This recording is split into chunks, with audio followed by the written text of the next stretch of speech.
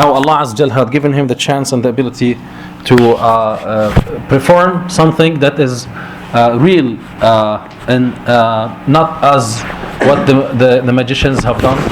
And the conclusion we got from the sharing the ayat of the Quran, that واسترهبوهم وجاءوا بسحر عظيم سحروا أعين الناس واسترهبوهم وجاءوا بسحر عظيم. Sihr is one of three categories. It could be fooling the eye by doing tricks, moving fast and doing the things that we normally do, in magic shows when we bring scientific scientists to do magic shows to kids. And there are the magic of fooling the eye by using the jinn. And we said some of these would be for instance, when the Prophet ﷺ was asked by the people of Quraysh to split the moon, he did split the moon to them in a full night, and he put one side on the right and the other on the left. And the people of Mecca responded to him, "You probably have fooled our eyes. To ensure that you did not fool our eyes, let's ask those who are travelers from outside Mecca." And when the travelers came from outside Mecca, they start by saying to them, did you see what happened on a full night moon? The moon splitted. So from that, they concluded that the Prophet ﷺ did not fool their eyes. And there are some, many ahadith, many stories, ancient stories of how magicians are able to use sihr in fooling people's eyes and making them believe that things happen. Like for instance, when you watch these magicians who put someone in the box and they sew the box and put it to two pieces, and one piece and the legs would be in one piece and the other, the head would be in the other piece, in the other side, and then they connect them together. This is sihr by fooling the eyes. And the third type of sihr, by the way, if you just go like, there we go, other way, 180 degree, 180 degree. So okay, there we go, Jazakallah khair. And this is also another type of magic, sihr. You see a small device recording voice and and the other type we said is the real type, which happened to the Prophet ﷺ, in which the jinn was involved to affect the Prophet, and he said that he used to see things that are not real, or he forgot if he have done something or did not do it. Now all these are types of sihr.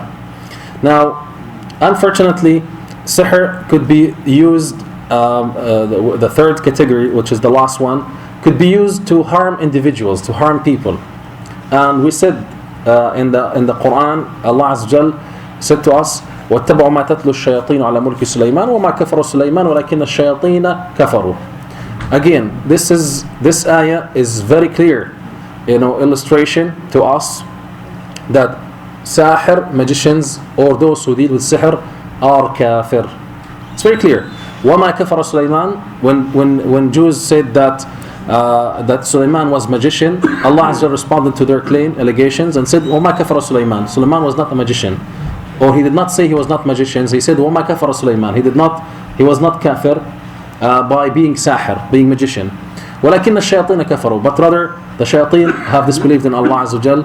And then the rest of the ayat, even واتبعوا ما تتلو الشياطين على ملك سليمان ببابل هاروت وماروت وما يعلمان من أحد حتى يقولان إنما نحن فتنة فلا تكفر ويتعلمون منهما ما يفرقون به بين المرء وزوجه وما هم بضارين به من أحد إلا بإذن الله. And before someone is taught sihr or learn sihr, they will be warned, don't do it because this is kufr. And they learn from the Harut and Marut what would help them to separate between the husband and the wife. And listen to this, to the conclusion. وَمَا هُمْ بِضَارِّينَ بِهِ مِنْ أَحَدٍ إِلَّا بِإِذْنِ اللَّهِ. And they are unable to harm anyone except with the will of Allah Azza wa Jal. And this would lead us to talk about the Ruqya Shar'iyya, meaning to say that sihr does exist as well as jinn, and it is something that could harm, yes, of course, but put two lines under the word وَمَا هُمْ بِضَارِّينَ بِهِ مِنْ أَحَدٍ إِلَّا بِإِذْنِ اللَّهِ. the effect of sihr would not harm you except with the will of Allah Azza wa Jal. And that's the key, to our, topic for tonight. Now, one more thing that we need to keep in mind, that the Prophet ﷺ have also warned us from doing things that could harm jinn and eventually would harm us in return. One of the Sahaba who was in the battle of Khaybar returned back to his home, and when he was a newlywed person and he was anxious to go back to his wife, and when he returned back to his home, as he was approaching his home, he found his wife running out from inside without wearing the proper hijab. So the man got so angry and jealous, and she said to him, "Hold on, don't get so angry. Go and check inside." As he went inside to his bedroom, he found a big snake on the bedroom, and then he immediately took his spear to kill the snake. And then eventually after that, the Prophet ﷺ said, "La nadri ayyuhuma qatala al-akhar awwalan." He got killed and the snake was killed. And then the Prophet ﷺ illustrated that we don't know who got the other one first, because eventually this snake was a jinn. And the Prophet ﷺ, as a result of that, taught us, before we kill a snake or a scorpion, or before we enter into empty places like old houses that are empty, or we go in the jungles by ourselves, or we go in the desert, we seek refuge by Allah Azza wa Jal. And the same is to be said about going to washrooms, because these are the places where jinn live, and especially shayateen. They live in dirty places, remote areas, washrooms, filthy places, dumpsters, for instance. Before you throw your garbage bag, say Bismillah. Yeah, that's true. They say Bismillah and then you throw it. To protect yourself before you dump water, is you say Bismillah. And these are things would provide protection for you from jinns that could be living in these dumpsters or staying there. And the same is to be said, as we said, about insects and snakes, scorpions. Before you harm them or you kill them, if they happen to be in your place, then warn them 3 times. Say A'udhu billahi min shaitan rajim, turn your face, A'udhu billahi min shaitan rajim 3 times, and then if they're still there, then they are nothing but real scorpion or real snake, and then you can remove them or kill them. And in the other hadith in which the Prophet ﷺ reported to us, told us that in a hadith, I'll just recite the whole hadith, reported by Jabir ibn Abdullah radiyallahu anhu, قال قال رسول الله صلى الله عليه وسلم إذا كان جناح الليل, meaning to say when it gets dark, فكفوا صبيانكم. كفوا صبيانكم means get your children inside. فإن الشياطين تنتشر حينئذ, because shayateen spreads normally and go out in the darkness. And this is one important thing, inshallah, as the summer is coming and we intend to be happy for that, and we give a chance for our children to stay late and play around. We need to be careful, because shayateen spread and go out in the darkness of the night. فإذا ذهب ساعة من الليل فحلوهم فأغلقوا الأبواب واذكروا اسم الله. The Prophet ﷺ said, when it gets dark, let the children go home, because this is the time to go inside and relax and then he said, close your doors and remember Allah Azza wa Jal. فإن الشيطان لا يفتح بابا مغلقا, as shaitan does not open a closed door. وأوكوا قربكم واذكروا اسم الله وخمروا آنيتكم واذكروا اسم الله ولو أن تعرض عليها شيئا وأطفئوا مصابيحكم. Meaning to say, and this is something also important we need to pay attention to from now on. Children should be kept inside indoors after the darkness. Close the doors and mention the name of Allah Azza wa Jal. And in the night we turn the lights off. We're not only being friendly to the environment, but also for protection from the shayateen, and as well as, which is very important, many people don't pay attention to cover all the plates and to cover all the pots we have at home. Because even as the Prophet ﷺ illustrated, if you put something symbolic, not a cover, real cover, but something symbolic to prevent it from, shayateen. And this is something, as I said, that I hope it's sunnah from the Prophet ﷺ to cover and to protect from the shayateen. Now, in the event that someone is affected by sihr or possessed by shayateen for whatever reason, whether it is because of the fact that someone have caused harm to them by doing black magic to them, which is a possibility, or whether they have done something wrong by doing ma'asi wal iyadu billah, or not mentioning the name of Allah Azza before they go to the washrooms, or doing something in areas where shayateen resides. But as I said, like in the dumpsters, when you throw the garbage, be careful. When you dump water at night, especially say Bismillah, so that you're protecting yourself from the shayateen.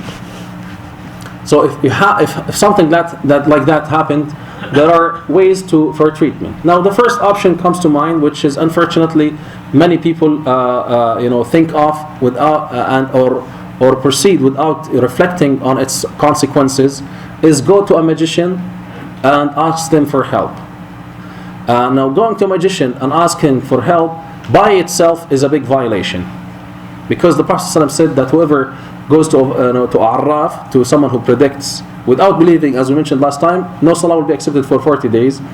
If they believe that they have disbelieved in what Allah Azza wa Jal, in the deen of Allah Azza wa Jal, and they become kafir. The other option, which is the safest route, is to use the ruqya shar'iyya.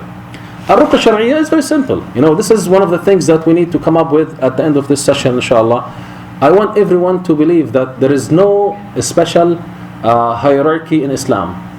This deen of Allah Azza wa Jal come to serve the Bedouin in the desert, as well as the most intellectual and highly educated individuals in and any societies on earth. A PhD should be able to understand the deen of Allah, and a Bedouin in the desert who doesn't even know how to read should be able to use the deen of Allah Azza wa Jal. So the protection is very simple from the deen of Allah Azza wa Jal, and it starts by believing strongly. It starts with the iman of Allah and Allah Azza wa Jal. Who created you? Allah Azza wa Jal. Who created the jinn? Allah Azza wa Jal. And who is over everyone? Allah Azza wa Jal. That's an ultimate belief.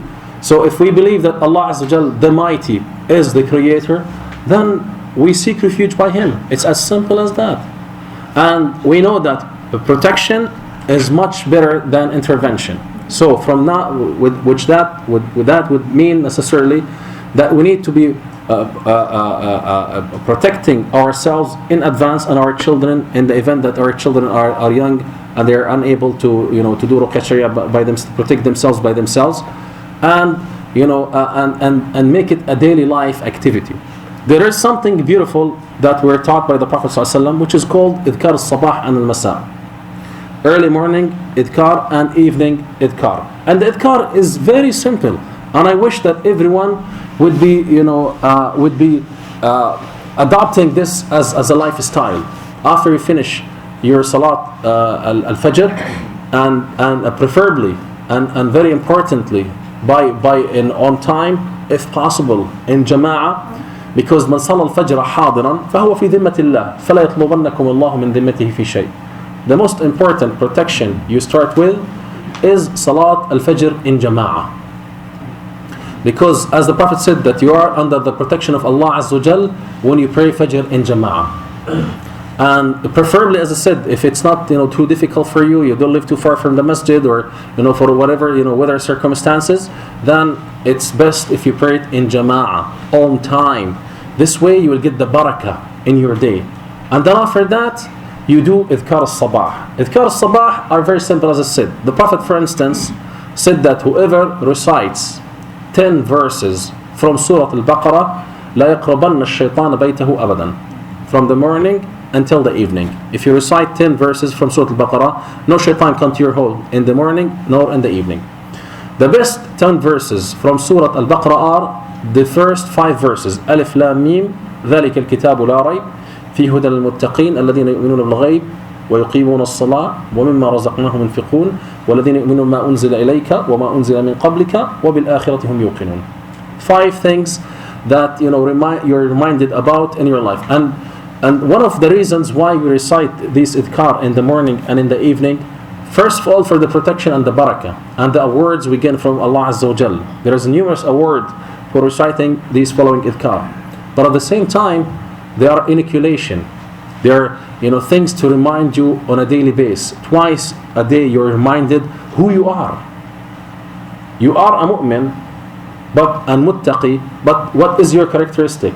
So don't just recite them and that's it. No, reflect on their meanings and live their meanings. And this would give you even better protection. There is a difference between reading and comprehending, because someone could get a prescription for any for a sickness, and you put the medications at home, and you say, I'm still sick. You will not be able to get the treatment until you take this medication and you use the proper method of using this medication, to drink it after food or before food, or before you go to bed, or at certain times, or 3 times a day. This is how you use medications. But putting medications at home is not going to help you. Even if you take the medication, the pills, and you put them around your neck, it's not going to help you. What is going to help you is to use them. And the same is to be said about ruqya shar'iyya. If you go to someone and they write things for you, and which we'll talk about, then chances are you're not going to benefit from them. You're an adult, responsible, able to read. If we're talking about infants who are unable to protect themselves, then some of the scholars said it's okay, it's permissible to use ruqya shar'iyya for protection. But it's responsibility of those who are able to do it by themselves. This is going to give you the protection. As we said, if you take the best medications and put it around your neck, it's not going to help you. No treatment is going to take effect. You need to use it. And the first 5 verses from Surah Al-Baqarah and the following and Ayat al-Kursi. Ayat al-Kursi by itself is a very powerful surah in the Quran. The heart of the Quran is Ayat al-Kursi, as we know. The most, when the Prophet ﷺ said, to one of the Sahaba, what is the greatest ayah in the Quran? And then he said to him, Ayat al-Kursi. He said to him, لِهْنِكَ الْعِلْمِ يَا أَبَا الْمُنذِرِ. When Abu Hurairah was guarding the trust of the Baytul Mal, the trust of the Muslimin, he in the famous hadith, an old man came to him, trying to steal from the money of the Baytul Mal. Abu Hurairah caught him, and he said to him, "Oh, I'm a poor man, with so many children. I'm trying to, take something to feed them. Please don't hurt me," and all the details. Abu Hurairah was very soft, so he let him go. He said to him, "Okay, that's fine, go ahead." And then in the morning, the Prophet ﷺ, to the surprise of Abu Hurairah, said to him, "Ya Abu Hurairah, who was your guest last night?" Abu Hurairah was surprised. He said, "Ya Rasulullah, an old man was trying to steal from the money, and I caught him, and he broke my heart because he was telling me he's an old man looking after children, all the details, so I let him go." The Prophet ﷺ said to him, "Kadhaba, he lied to you, and he will come back again." Abu Hurairah was surprised. The following night, the same thing happened. When he caught the same man, old man, kids, I want to feed them, they have no food. So Abu Hurairah, because of his kindness, he let him go. The following day, the same thing happened. The Prophet ﷺ told him, "What happened last night, Abu Hurairah?" Abu Hurairah was surprised. "How did you know, Ya Rasulullah?" And then on the 3rd night, Abu Hurairah was determined. He said, "That's it, I'm not going to let him go." Because the Prophet ﷺ told him, he's going to come back to you. He lied to you. So on the 3rd night, Abu Hurairah said, "I'm not going to let you go." So he catched him. And as Abu Hurairah reported, that he was not a real human. He was in the shape of a human being, but his hands did not look like a hand of a human. And he said to him, "I'm not going to let you go. Who are you?" And he said to him, "I'm a shaitan." And he said to him, "Shall I tell you about something that will protect you from shayateen? And you let me go?" He said to him, "Yes." Because and the scholars were commenting on this hadith to give us an idea of how eager was Abu Hurairah to learn the deen of Allah. He said to him, if you recite Ayat al-Kursi, and you'll be protected from us." So in the following day, Abu Hurairah was met by the Prophet ﷺ, and he said to him, "What happened?" And he said to him, "This is what happened, Ya Rasulullah." And he said to him, "Sadaqaka wa huwa kadhub." He said the truth, though he's a liar. Meaning to say, from this long hadith, that shayateen can intend to to harm us or to do things to us, but they are unable to harm us when we recite Ayat al-Kursi. In another hadith, Jibril came to the Prophet sallallahu alaihi wasallam and he said to him, Ya Rasulullah, shaytanun marid, an evil shaitan is intending to harm you, and Allah will send me to you so you can recite Ayat al-Kursi. In one of the incidents, one of the shuyukh was trying to treat a woman possessed with jinn, and then the jinn was telling him, after he repented to Allah Azza wa Jal and he decided to leave, he said, I can't go, I can't leave her. He said, why? He said, because there is an army of jinns who are waiting for me to harm me if I leave her. He said to him, I will teach you something that will protect you from them. And he said to him, what is it? He said to him, recite Ayat al-Kursi. Do you memorize it? He said, yes, I have memorized it because the woman whom I was possessing have recited this ayah many times, and I memorized it by heart. So even the jinn himself, was using this for protection from other jinns who are kafir, who are trying to harm him. So Ayat al-Kursi is a very powerful surah in the book of Allah Azza wa Jal that every one of us should be using a lot in the morning and in the evening. When you go to bed, before you sleep, you also recite Ayat al-Kursi. And in the authentic hadith also, the Prophet ﷺ said to us that whoever recites Ayat al-Kursi dubra kull salah, at the end of each salah, nothing would stop him from going to Al-Jannah except death. Meaning to say, if he happened to die, he will be going straight to Al-Jannah. This is a very powerful surah in the book of Allah Azza wa Jal.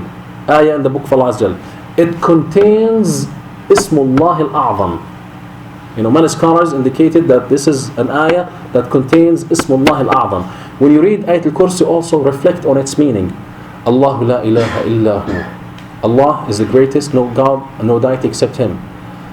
Allahu la ilaha illa hu al-Hayy, al-Qayyum, the ever-living, the sustainer. لا تأخذه سنة ولا نوم. He doesn't sleep or snooze.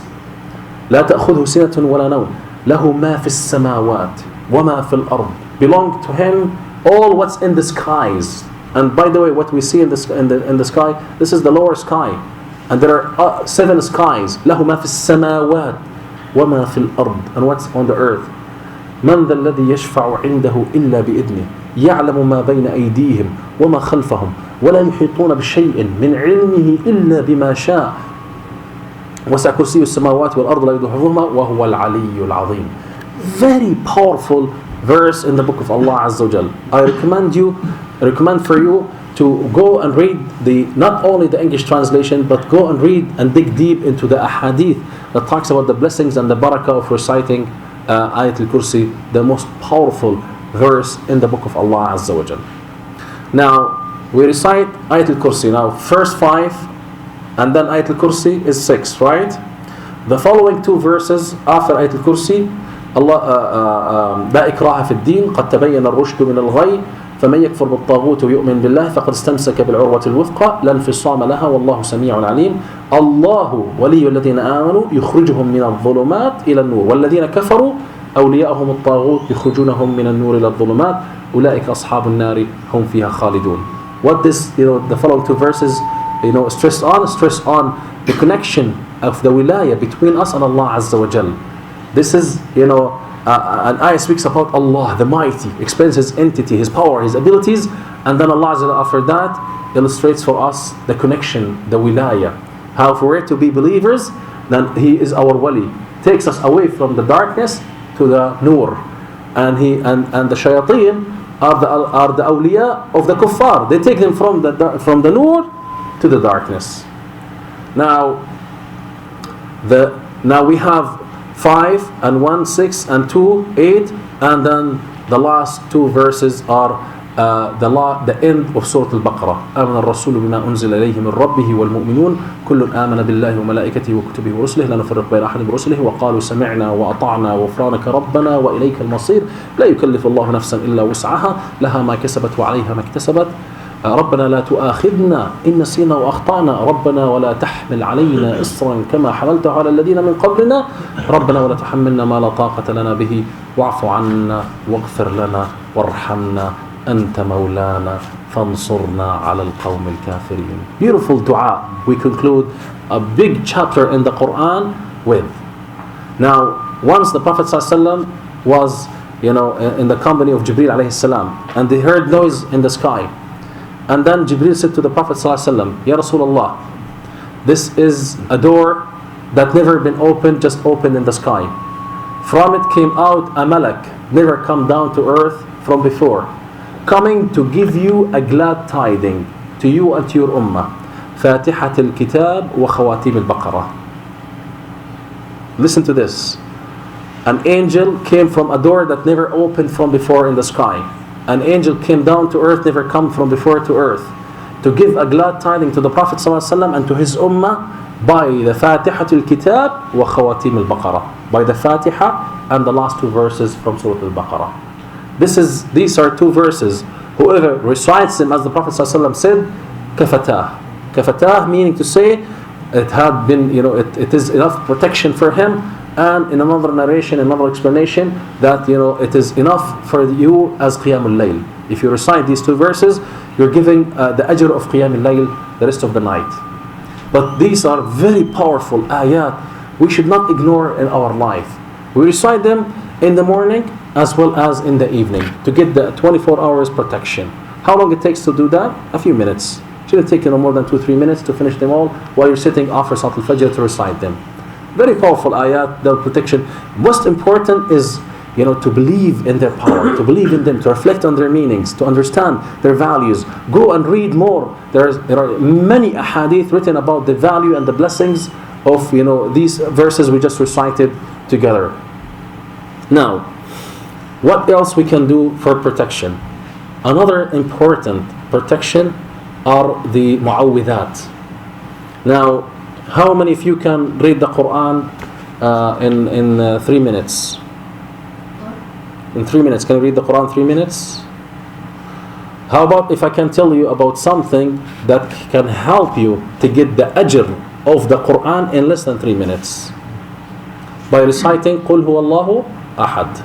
Reciting Qul Huwallahu Ahad, when you recite it, you get the ajr of 1/3 of the Quran. If you recite it 3 times, you get the ajr of reciting the whole Quran. Now, I want you to pay attention to the meanings of Qul Huwallahu Ahad. Say, Allah is one. He begots not, nor He was begotten. And there is none co-equal, nor comparable unto Him. Once Aisha was saying, Ya Allah Ya Ahad, Allahumma Ya Ahad, Ya Fardu Ya Samad, Ya Man Lam Yalid, Walam Yulad, Walam Yakun Lahu Kufuwan Ahad. The Prophet ﷺ happened to be entering her hujrah. And he said to her, Ya Aisha, you just asked Allah by His greatest name, Ismuhul A'zam, ask Him whatever you wish and Allah will give it to you. This short verse, this short surah contains Ismullah al-A'zam. And you know what Ismullah al-A'zam means? This is, when you ask Allah by His greatest name, you are being given a lots of goodness. Remember in the story of Sulaiman alayhi salam, when he was asking, Al-Mala, أيكم يأتوني بعرشي قبل أن يأتوني مسلمين? And then قال عفريت من الجن أنا أتيك به قبل أن تقوم من مقامك هذا قال الذي عنده علم من الكتاب أنا آتيك به قبل أن يرتد إليك طرفك. The one who has the knowledge said to him, I can bring the throne to you in a blink of an eye, not before you leave from your place. And they said that this person had Ismullah al-A'zam, in which he can ask Allah Azza wa Jal and Allah Azza wa Jal will fulfill his need, and of course in good things. So when you recite Qul Huwallahu Ahad 3 times, you're gaining a lots of ajrs from Allah Azza wa Jal, as well as so much protection. And I want you to pay attention, as I said, to the meanings of the words. When you say Allah is one, no partners with Allah Azza wa Jal. He's the mighty, He's the powerful. He has no opponent. What does that mean? If you look into non-Muslims and their theology and their suffering in their life, you'll find that we have a treasure in our hand and in our heart we normally don't pay attention to.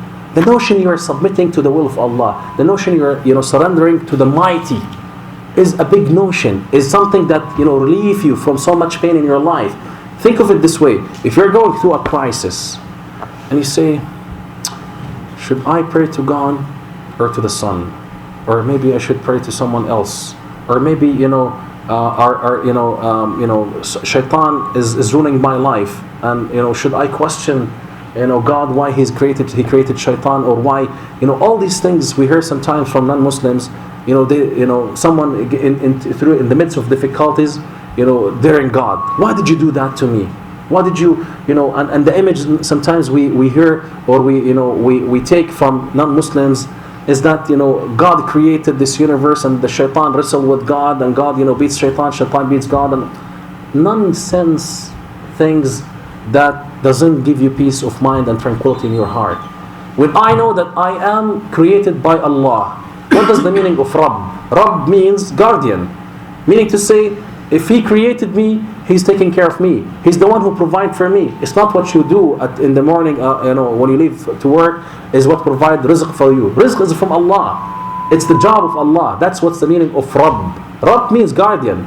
He's the one who looks after you, who protects you.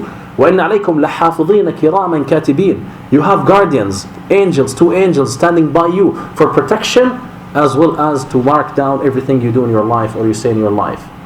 So when you think about these things, Allah the Mighty, the Creator, is providing protection to me. When I need something, I don't go to X or Y from a human or from jinn or from anyone else. Why should I go to anyone when I can connect with the Mighty Allah Azza wa Jal?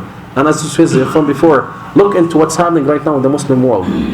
People were living for 40 years, for decades, so many decades under oppressive regimes. And now all of a sudden, when they connected with Allah the Mighty, everything is changing.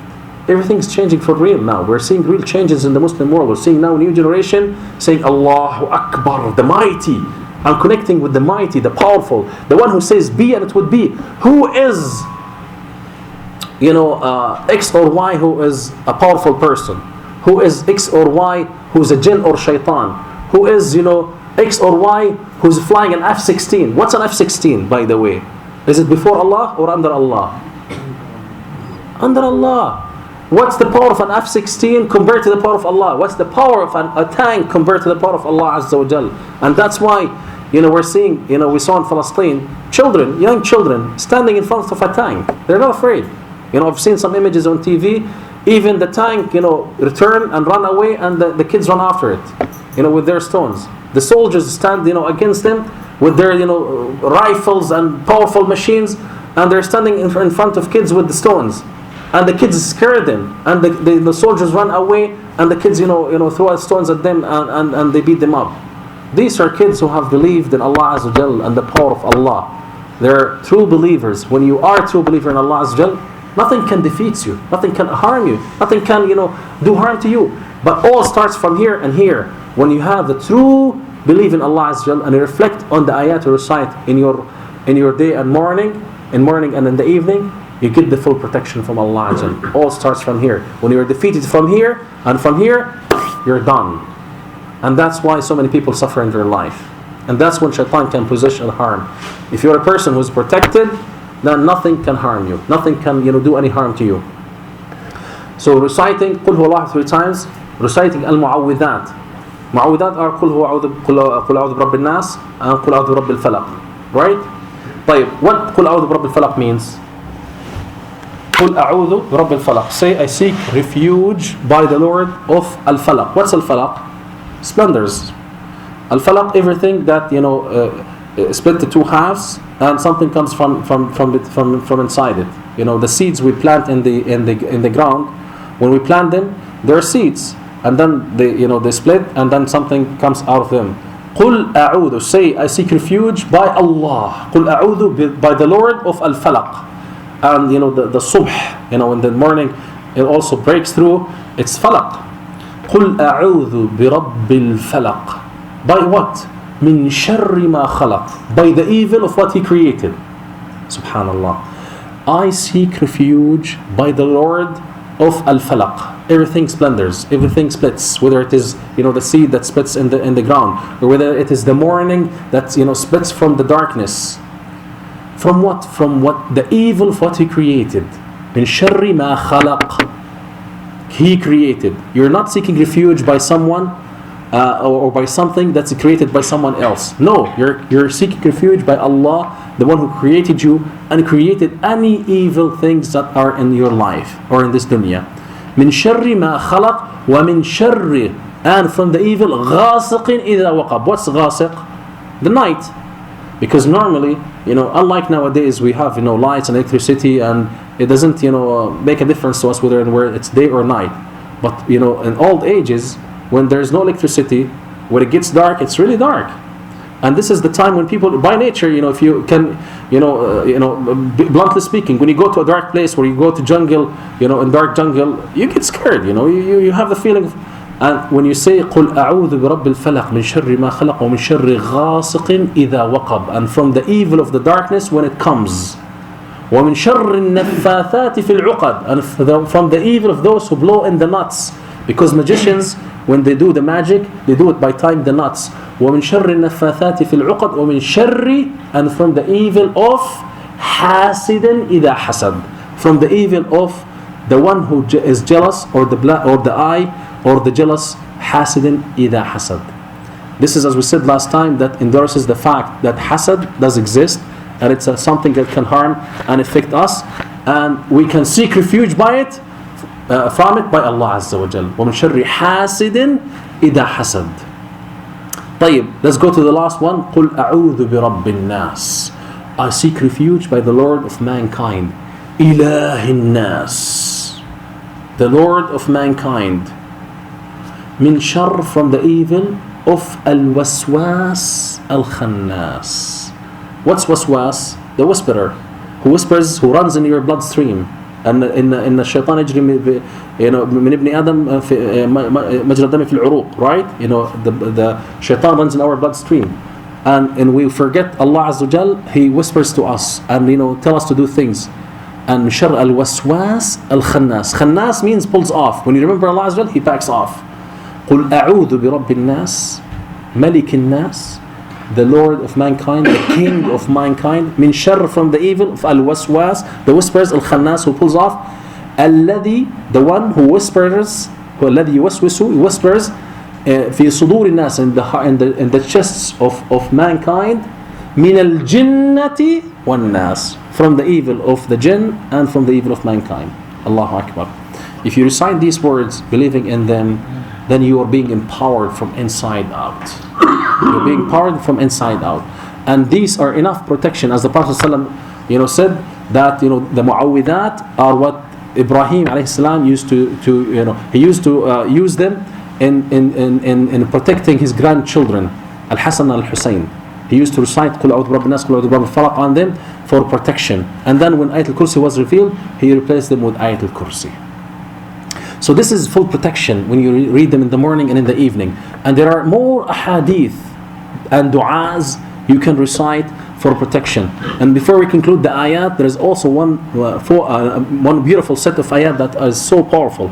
Reciting the last 4 verses from Surah Al-Hashr. هو الله الذي لا إله إلا هو الحي القيوم عالم الغيب والشهادة هو الرحمن الرحيم هو الله الذي لا إله إلا هو الملك القدوس السلام المؤمن المهيمن العزيز الجبار المتكبر سبحان الله عما يشركون والله الخالق البارئ المصور له الأسماء الحسنى يسبح له ما في السماوات والأرض وهو العزيز الحكيم.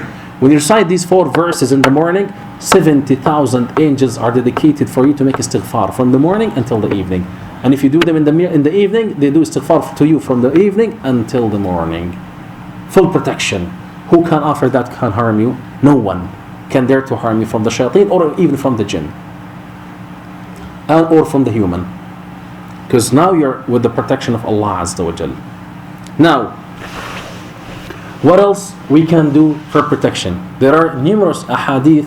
As I said, there's Idhkar al-Sabah al-Masa. You can go online, just type Idhkar al-Sabah al-Masa, morning and evening Idhkar, and you can get tons of web pages that have these Idhkar written in all the languages of the world.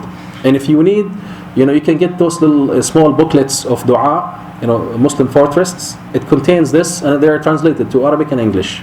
They're written in Arabic, and that English translation is right next to it. Muslim Fortress or any book of dua, you can get it easily. And especially for the young brothers, they can get it from the internet for free. Download it and memorize it for protection. How much time do we have? No, this is time. Oh, I mean something like that also. But this is like the adhkar at the end of each salah. But no, we're talking about the those the set of du'as. That's right. Yes, set of du'as. Maybe most time this. That's right. Yes. Yeah. I would request you to save 15 minutes around for question answer. Inshallah. How much time do we have left? We have 15 more minutes. 15 more minutes until the questions. Yeah, you can, no, just total. Total time? Yeah, 10 o'clock Is it we should stop? Okay. طيب inshallah. طيب I'll just go quickly over now we talked about the protection, and there's one powerful dua I want to share with you. Now the Prophet ﷺ said that تجعلوا بيوتكم مقابر للشياطين فإن الشيطان ينفر من البيت الذي تقرأ فيه سورة البقرة. Don't make your homes abode or grave cemeteries for shayateen, because shayateen runs away from the house that in which Ayatul Kursi recited, Surah Al-Baqarah recited in it.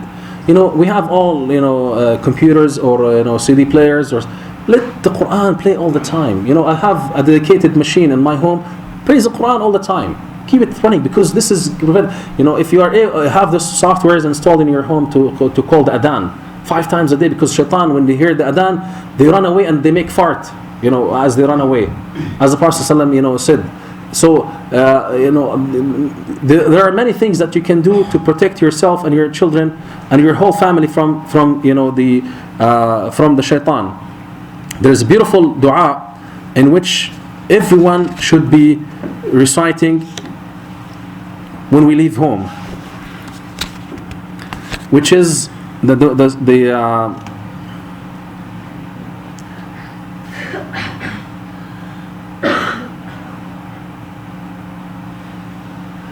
Bismillah.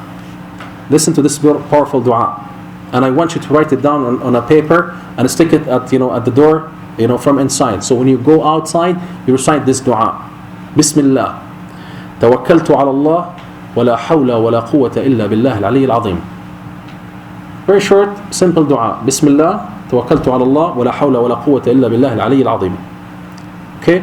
Now what you will get when you recite this dua as you are leaving home, starting your day.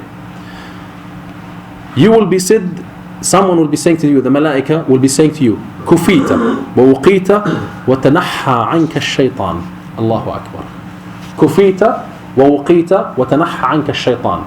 كفيت, nothing, and وقيت, nothing is going to harm you. Nothing is going to harm you no matter what. No shaitan, no human. Nothing ever is going to harm you because you recited this dua when you left home. وَتَنَحَّى عَنْكَ الشَّيْطَانِ, and shaitan abstain from your path. See, simple things we can do that can provide a lot of protection for us. Bismillah, توكلت على الله ولا حول ولا قوة إلا بالله العلي العظيم. كفيت ووقيت وتنحى عنك الشيطان. Nothing is going to harm you in that day, and shaitan would never come across you in the day. خلاص, shaitan is away from you. And we know that as well at the end of the day, when we walk home, when we knock on the door and say Bismillah, and we walk with our right leg, shaitan would say to the shayateen, we cannot go inside because the Bismillah was mentioned. And he said Salaam alaikum to the malaika, and you walk in, and we know that even when the food is put on the table and you say Bismillah, shayateen will be saying no food for you tonight. And even if you happen to intimate with your spouse and at the night and you say Bismillah, shaitan even will not be able to get the ability to see you. And when you go to the washroom and say Allahumma inni a'udhu bika min al-khubthi wal khaba'ith, you get full protection. So the Muslim should be getting full protection around the day from anything that could harm. And when you cite, like for instance, from the du'as you have in the books of du'a, Bismillah alladhi la yadurru ma'a ismihi shay'un fil ardi wala fis sama' wa huwa as-sami' al-alim. By the name of Allah Azza, which by whose name nothing can harm in the skies on the earth. Even as it happened with Khalid bin Walid, he recited this dua and he drank poison because he was challenged by some of the kuffar, and he drank the poison after he said this dua and nothing harmed him. I'm not suggesting that you do that. Don't do it because you don't have the same iman as Khalid bin Walid. But just to give you an idea of how powerful This dua is when you recite it and you start your day with. 3 times a day gives you full protection from Allah Azza wa Jal. Now, I don't want to make a fourth session to talk about the protection of the treatment of the person who's possessed with jinn. But I wanted to make it inshallah short so we can have more time for the discussion. It is known to us as Muslimin, and alhamdulillah there are numerous authentic ahadith talks about ruqya shar'iyya. Now if someone were to be sick and the cause of sickness is even physical sickness, by the way, because the Prophet ﷺ indicated in one of his ahadith that if someone goes to someone and if you go to visit a sick and your intention is nothing but to for the sake of Allah Azza Jal, and you put your hand on the sick person and say Bismillah, As'allah al-Azim Rabbil Arsh al-Azim an yashfika 7 times, by the will of Allah Azza Jal, they will be recovered from their sickness. And there are other ahadith that reported from the Prophet ﷺ to deal with physical sickness with those who are sick. And the reason why we don't get results is not that these ahadith don't work, is because that we do not have enough trust in them, as we will see inshallah later on in some of the as we go on. Now, just to give you an idea, we know that the Sahaba were true believers in Allah Azza wa Jal. Allah Azza wa Jal have made everything in the universe work for them. He even have changed some of the sunan for them. Now, if we put something heavy on water, what's going to happen to that object? It's going to sink. So if we put a human in a bucket of water, if we put Hamza, is Hamza going to float in the water? No, he would sink. Now it's reported to us that Abu Ala al-Hadrami, one of the Sahaba, walked with the army on the river or on the water, because they were strong believers in Allah Azza wa Jal. Khalid ibn Walid is the one who destroyed the power of the Persians, and Rustum was one of the leaders of the Persians who used to fight with a huge banner flag that has magic in it, with numbers and marks and things that the magicians and they have prepared for him to give him victory, and this banner was destroyed by the army of Khalid ibn Walid, who believed in Allah Azza wa Jal. So when you believe in Allah Azza wa Jal, nothing can stop in front of you and nothing can harm you, and everything will be working for you, not against you. Now I'll be sharing with you this hadith to conclude our topic for tonight. Once the Sahaba were traveling in a hadith reported by Abu Sa'id al-Khudri, and they were traveling in a group, and they stopped by a town. Hay means a group of people living in a place, and then they were stopping to rest. A young lady came to them and said to them, Sayyid al-Hay Salim, meaning to say that the leader of this town is beaten by a scorpion. Does anyone of you know how to treat? Now the reporter of this hadith stood up and he said, I will do it. Now the Sahaba who were around him were surprised. They said, we did not know that this person knows how to do ruqya shar'iyya. We did not know him from before doing ruqya shar'iyya. And this is, I'm quoting to you the exact words of the hadith. فقام معهم رجل ما كنا نأبأه برقية. We never, this person who stood up, the reporter of this hadith, said, the Sahaba around him were surprised. We did not know him from before that he does ruqya shar'iyya. And then he went to him and he treated him. And he came back again to the Sahaba. And as a result of this, the person who was beaten by scorpion was about to die, and after his recovery, he awarded this person and the group with food and lamps. And they were surprised. They said to him, did you know ruqya shar'iyya from before? He said, no. He said, what did you do? He said, I recited Al-Fatiha. And this is what I want you to come up to walk away with tonight. He recited Al-Fatiha. He himself said, أكنت تحسن الرقية أو كنت ترقي؟ قال لا. Did they say to him, did you ever, do ruqya sharia from before? Or you are a person who's trained to do ruqya sharia? He said, no. ما رقيت إلا بك أم الكتاب. I did not treat him except with the Fatiha, الكتاب, the mother of the books, of the book. And then the Sahaba were confused because they were given an award for this act, and they said, don't do anything until we go to the Prophet ﷺ. And they went to the Prophet ﷺ and they said, Ya Rasulullah, this is what happened to us. This man, went to treat this person, and he recited Al-Fatiha, and then we were given this award. The Prophet ﷺ smiled and said to him, وَمَا يُدْرِكَ أَنَّهَا رُقْيَةٌ. How did you know that Al-Fatiha is ruqya? The man said, I don't know. I did it. So he said to him, he approved them for taking this, award for the treatment, and he said, اقسموا لي give me share from this award. The moral of this hadith, which I want you to walk away with tonight, who stops you from being someone who connects with Allah Azza wa Jal? Who stops you from saying Ya Rab, and Allah Azza wa Jal say, yes, my servant, here you go. This Sahabi was a strong believer in Allah Azza wa Jal. He was not trained, as we sometimes hear, some shuyukh say, oh, I'm trained to do this, or I'm special qualifications, I got my training from, England, or, I got it from, Hollywood, or, no, nothing. You memorize the Fatiha, all of us memorize it. But we need to have certain iman in our heart, so we can use this simple, very short verse, but very powerful, ayah, surah in the book of Allah Azza wa Jal, that we can use it for treatment and treat others around us. And this is what happened with the Sahabi, using the Fatiha only, but with the pure iman in the heart, was able to treat someone who was beaten by a scorpion. And subhanallah, many incidents, wallahi, I had Allah Azza have honored me in some occasions to be able to do treatment and ruqya sharia to some individuals who were possessed with jinn. And by the way, the jinn possession cases are very rare. They're not very common. Most of the time it's either psychological issues or physical symptoms. It has nothing to do with jinn.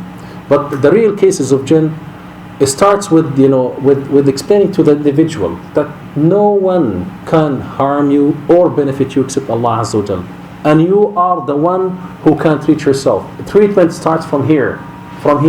When you believe strongly that Allah Azza wa Jal created you, when you believe strongly that Allah Azza wa Jal is the one who provides treatment and protection, then after that you will be able to get the treatment. If you don't have that in your heart, if you go to the most modest person in the world, you will not be able to get the treatment, because it starts from here. It starts from you believe in Allah so strongly that He's the one who can treat you and recover you. And it is done by something from the Quran, something that would help you to connect with Allah Azza wa Jal. Because the Prophet ﷺ was asked, can we use ruqya shar'iyya, not shar'iyya, ruqya that we used to do in Jahiliyyah? The Prophet ﷺ said to them, recite it in front of me. And when they recited the ruqya in front of the Prophet ﷺ, he did not find anything that violates the tawheed. So he said to them, it's okay, no problem, you can use it. And this is a ruqya they used to do in Jahiliyyah and approved to be done in Islam, as long as it endorses the concept of tawheed, believing in Allah Azza wa Jal. So the bottom line here is that even if someone is possessed with jinn, and even if you have someone that is in needs for some help, all you can do is to help them reconnect with Allah Azza wa Jal, to help them believe that Allah the Mighty is the Powerful, is the one who can treat you, by dua to Allah Azza wa Jal, as well as reciting the Quran. And you don't have to memorize the whole Quran to be able to do ruqya shar'iyya. Al-Fatiha with sincerity in your heart can do a lot of help to the person who is possessed with jinn. And subhanallah, as I said, I had the experience of seeing that, and I had even the family members and to do the ruqya shar'iyya for their own children, to prove for them that no one else but you can do it. You don't need to go to any person outside to do it for you. There is no need for that, because you are the one who can, you are created by Allah, and Allah is saying to you, ask me, I shall give you. If you need for me, I can help you, not anyone else. So this is in a nutshell what ruqya shar'iyya is all about. You don't need to be a great scholar or graduated from certain universities or from certain treated by or taught by certain sheikh to be able to do ruqya shar'iyya. Ruqya shar'iyya can be done by any person, as long as this person has the taqwa of Allah Azza wa Jalla in the heart, and as long as the treated person has the fear of Allah Azza wa Jalla and the taqwa in his heart. So inshallah, with this we will conclude inshallah our session. There are other ways, by the way, just for clarity. to protect from from sihr, or from position of the jinn. Among them is hujama. Hujama is like cupping, and which is something approved by the Sunnah of the Prophet ﷺ, and it's by the way very healthy thing to do. And maybe inshallah one day we can invite a brother who is expertise in this, and we can have him to give us a session about cupping or hujama. And another important issue is 7 dates from Medina, Ajwa, or any dates. Generally speaking, the scholars said if you can't find dates of Medina, 7 dates in the morning, as the Prophet ﷺ said, that nothing can harm you. No poison, no sihr can harm a person who consumes 7 dates in the morning, except if death is prescribed on that person on that day.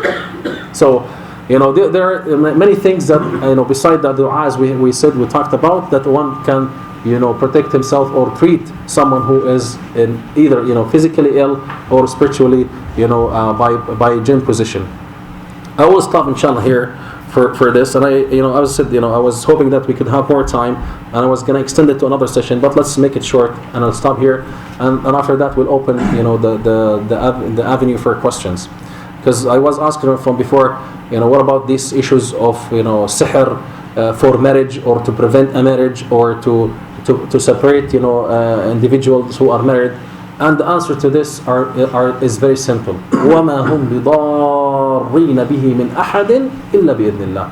They are unable to harm anyone except with the will of Allah Azza wa Jal. As long as you are reciting the idhkar for protection, you and your spouse, and your children as well, then nothing literally can harm you. Nothing can harm you. And and if it happened that someone was harmed later on, then nothing can treat except the going back to Allah Azza wa Jal and using the ruqya shar'iyya. There, as I said, every case is an individual case and different case.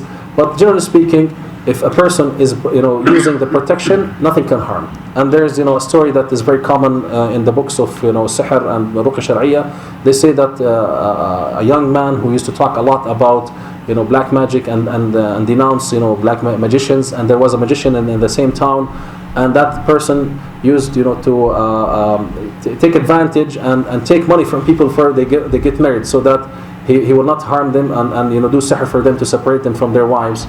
And then this young man who was muttaqi and righteous, it challenged him, and he said to him, I am going to get married on that day, and I dare you that you can do something harmful to me, because he used to do ruqya shar'iyya on himself and his wife, and nothing have harmed him by the will of Allah Azza wa Jal.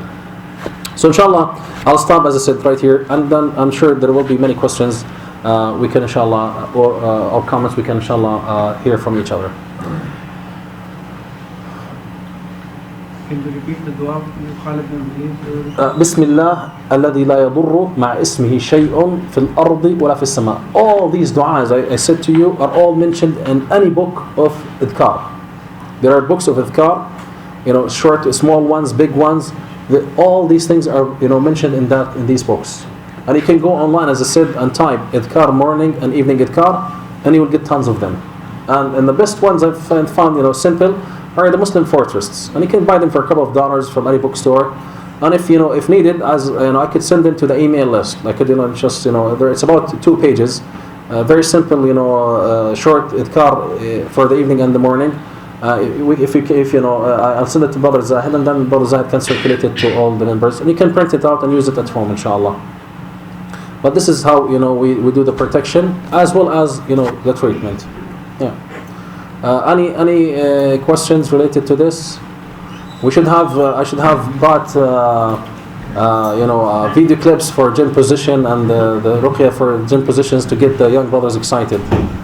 But it's yeah. Go ahead. Let's do of your last session. Might have. Sure. Yeah. What is your comment about amulet and going to the graveyard?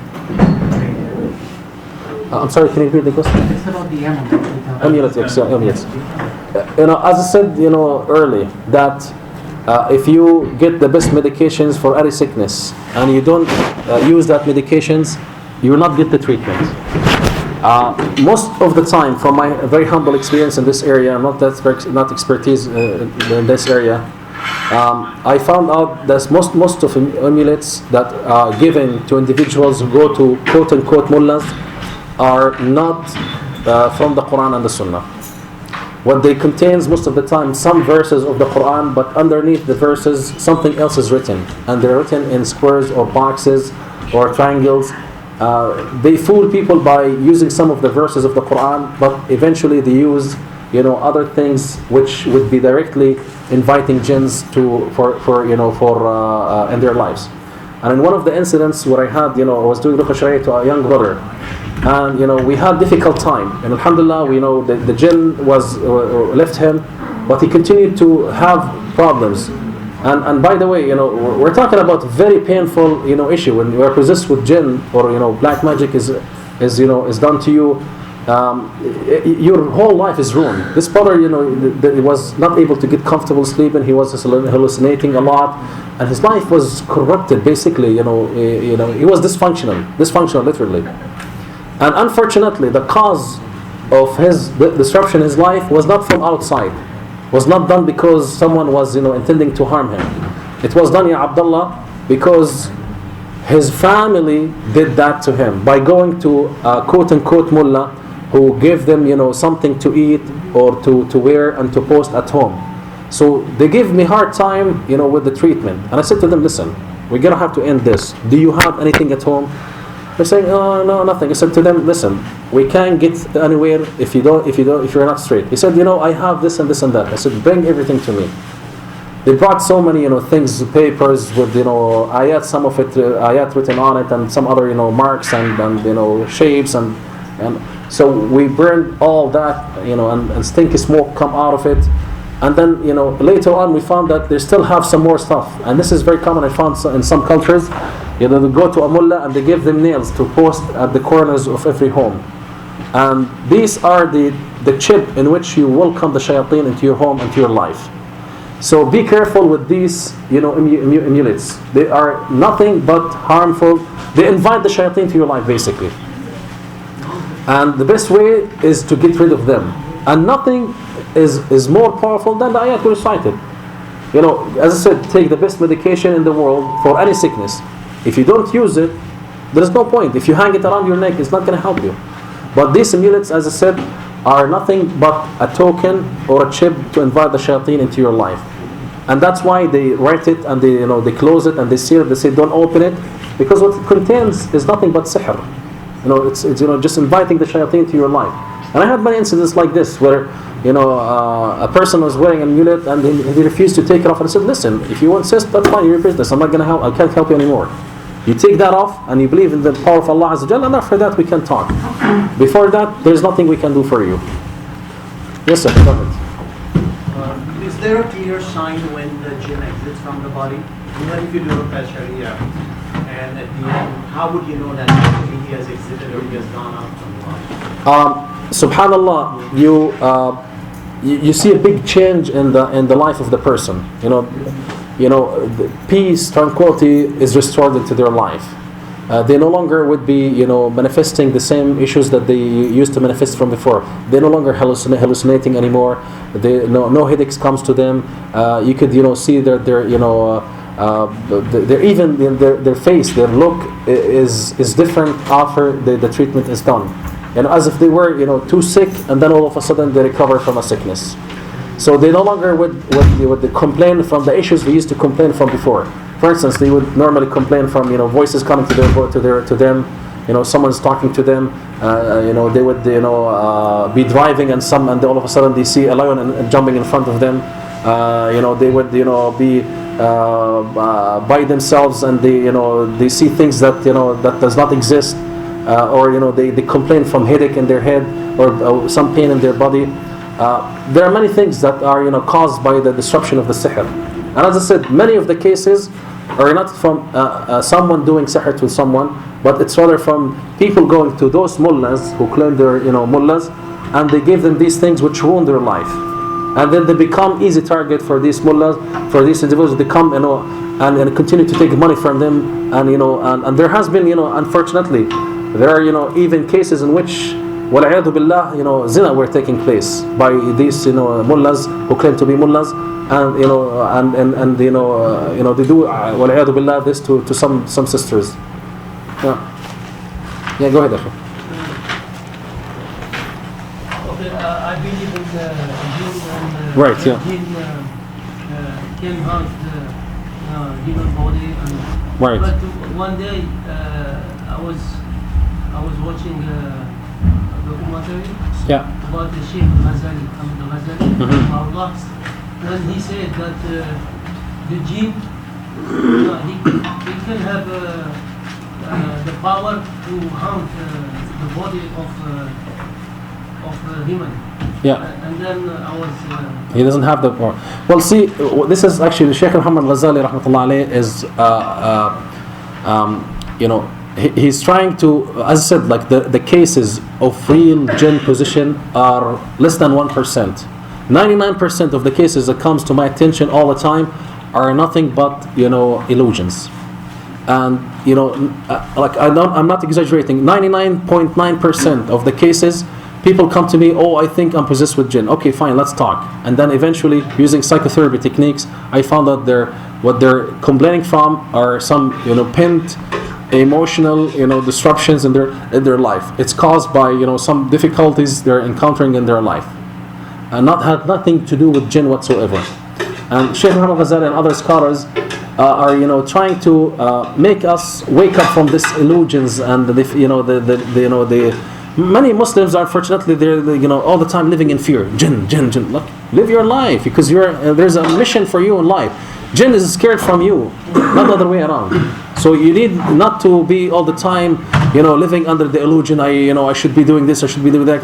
Let me go to this sheikh to give me amulet, and this sheikh will give me ruqya shar'iyya. And it's becoming a business, and that should not be the case. You should be living your life normally, and actually, as a matter of fact, be a constructive person establishing life on earth. And that establishing life on earth would not be done if you are all the time passive and negative in your life.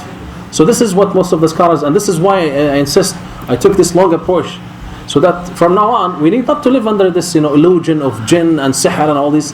Live your life. There is a mission for you in life to fulfill.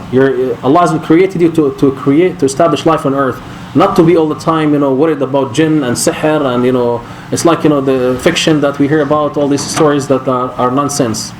So this is what it is. But jinn does exist and sihr does exist, but as I said, it's rare cases and in rare events.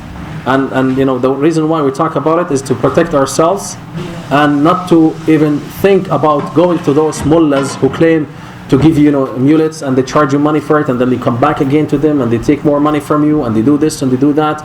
And as I said, there has been even worse cases of doing even things that should not be mentioned. This is business that should stop. If there is anything is harming you or is causing disruption to your life, go back to Allah. Allah will treat you. And the best of everything, 5 minutes in the morning, 5 minutes in the evening, alhamdulillah, you should be living a normal life, and you should be rolling your slaves, and be an active and productive person in your life. Yeah. وياكم إن شاء الله. Think we need to stop here. So جزاكم الله خيرا. سبحانك اللهم وبحمدك أشهد أن لا إله إلا أنت أستغفرك ونتوب إليك. والعصر يسلم في خص الذين آمنوا وعملوا الصالحات وتواصوا بالحق وتواصوا بالصبر. اللهم يا رب السماوات والأرض ورب العرش العظيم، نسألك يا حنان يا منان يا من وسع كرسيه السماوات والأرض لا يؤوده حفظهما وهو العلي العظيم. اللهم يا مقلب القلوب والأبصار ثبت قلوبنا على دينك. اللهم نسألك وأنت الرحمن وأنت الرحيم بأن تتوب علينا توبة نصوحة لا نعصيك بعدها أبدا. لا إله إلا أنت سبحانك إنا كنا من الظالمين. اللهم رب الناس مذهب البأس اشف جميع مرضى المسلمين شفاء لا يغادر سقما. اللهم اشفنا وعافنا وارحمنا برحمتك يا ارحم الراحمين. اللهم ارحم موتانا، اللهم اغفر لوالدينا وارحمهما كما ربيانا صغيرا. اللهم هب لنا من ازواجنا وذرياتنا قرة اعين واجعلنا للمتقين اماما. وصلى الله على سيدنا محمد وعلى اله وصحبه اجمعين. جزاكم الله خيرا. And inshallah, hopefully we'll get all these 3 series, inshallah, these 3 lectures online. But inshallah, when I get them done, inshallah, I'll inform everyone about them. جزاكم الله خيرا.